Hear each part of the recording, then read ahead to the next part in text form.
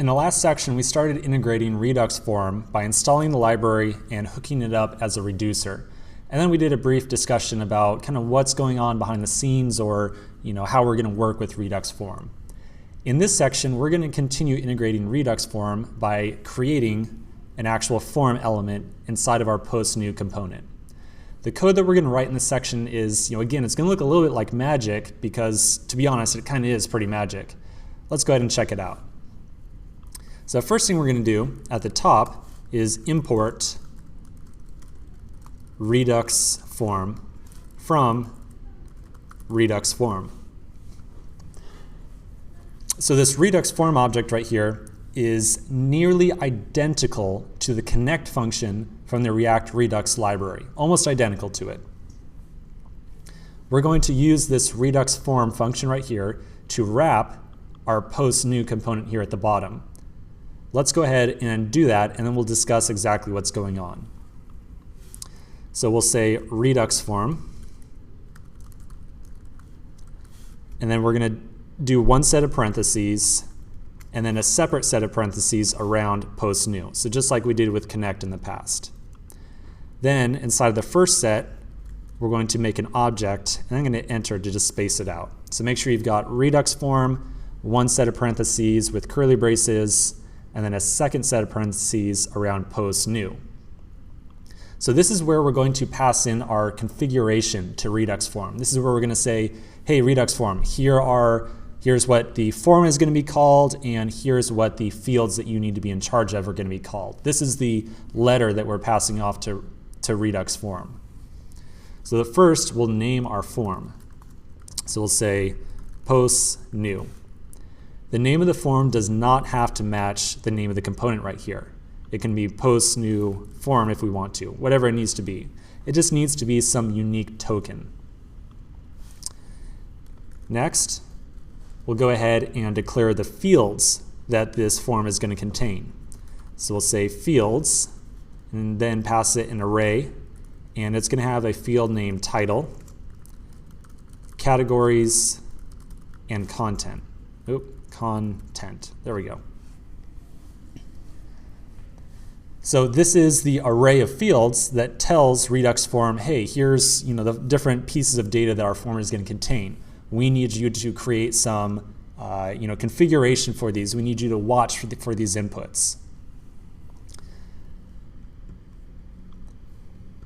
You can imagine in practice exactly what's going on behind the scenes here with the form name. There's just a real quick aside, I want to talk about this.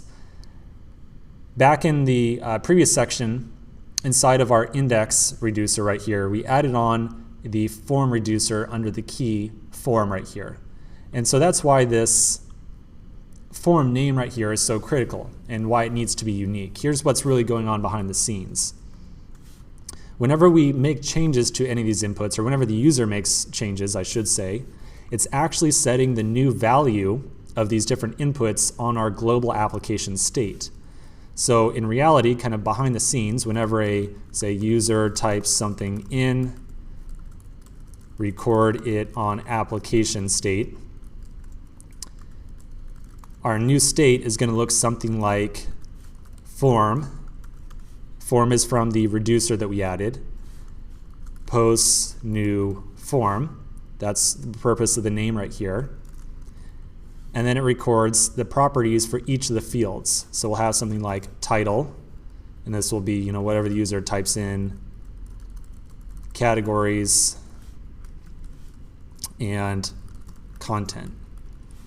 So behind the scenes, Redux form is using this information right here to record the input that the user adds on these different keys on our global state object. Kind of juxtapose that with how we handled forms in the past, where we handled the form's value by recording it on the component level state. So what Redux form here is doing is it's pulling that level of state from the component level back up to the application level. Just a little difference in implementation. Okay, so I'm going to delete all this down here. Cool. Okay, so Redux form is going to handle the state side, it's going to handle the data side, but we still need to build the actual form that the user will be working with. So our form is going to have 3 inputs: the title, categories, and content. Each of these will be a normal text input except for the content, which will be a text area. Let's go ahead and build the form right now. So this is going to be a little bit of typing.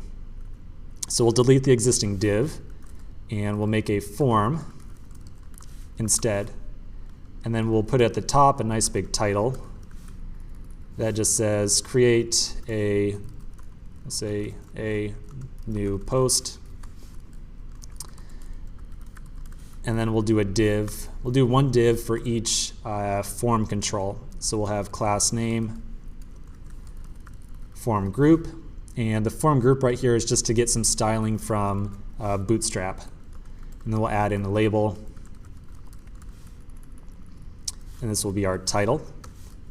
And then we'll do our input, type text, and we'll have a class name of form control. And then just to save some time here, oops, don't forget to close the input. Don't be like me. There we go. Just to save some time, we'll go ahead and copy paste this twice.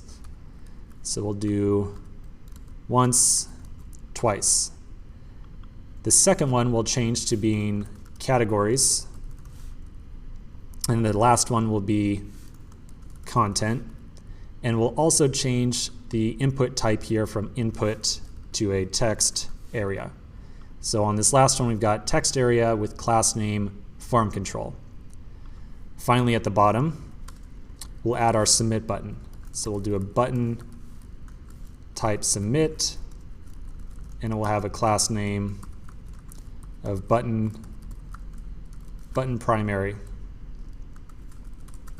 And we'll close the button off, and text will just say submit. So we'll just have a button that says submit. Okay, so this is all building just a normal HTML form. Obviously, you know, with React, but nonetheless, just a normal form. We've got our form component, we've got some labels, and we've got some inputs on here. So we kind of upheld our end of the bargain here. We created the form. We also told Redux form about the different fields that it's going to contain. So let's continue in the next section where we're going to take that configuration from Redux form and make sure that it gets wired up to the individual inputs within our form. I'll see you in the next section.